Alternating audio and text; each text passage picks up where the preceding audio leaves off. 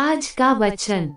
पहला पाठ प्रज्ञा ग्रंथ अध्याय 7 पद संख्या 22 से 30 और अध्याय 8 पद संख्या 1। प्रज्ञा में एक आत्मा विद्यमान है जो विवेकशील, पवित्र, अद्वितीय, बहुविध, सूक्ष्म, गति में, प्रत्यक्ष, निष्कलंक, स्वच्छ, अपरिवर्तनीय, हितकारी, तत्पर, अदम्य, उपकारी, जनहितैषी, सुदृढ़, आश्वस्त, प्रशांत, सर्वशक्तिमान और सर्वनिरीक्षक है।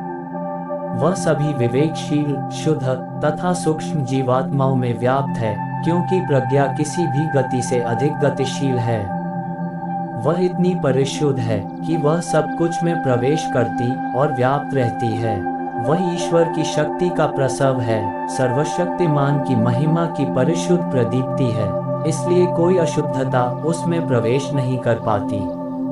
वह शाश्वत ज्योति का प्रतिबिंब है, ईश्वर सक्रियता का परिशुद्ध दर्पण और उसकी भलाई का प्रतिरूप है।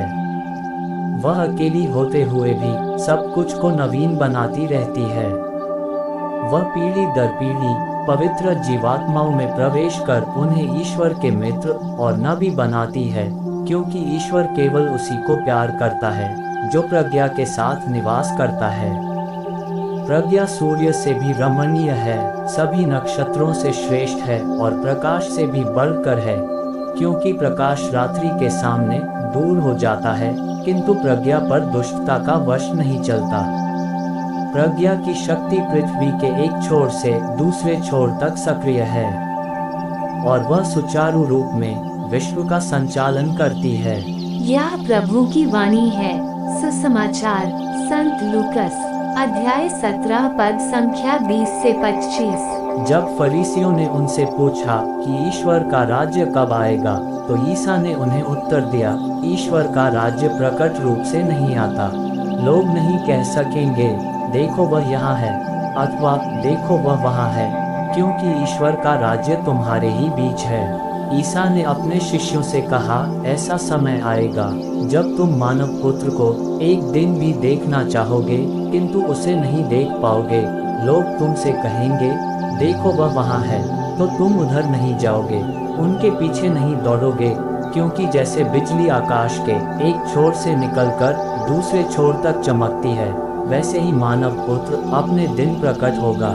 परंतु पहले उसे बहुत दुख सहना और इस पीढ़ी द्वारा ठुकराया जाना है। यह प्रभु का पवित्र सुसमाचार है। आमीन। आज का चिंतन।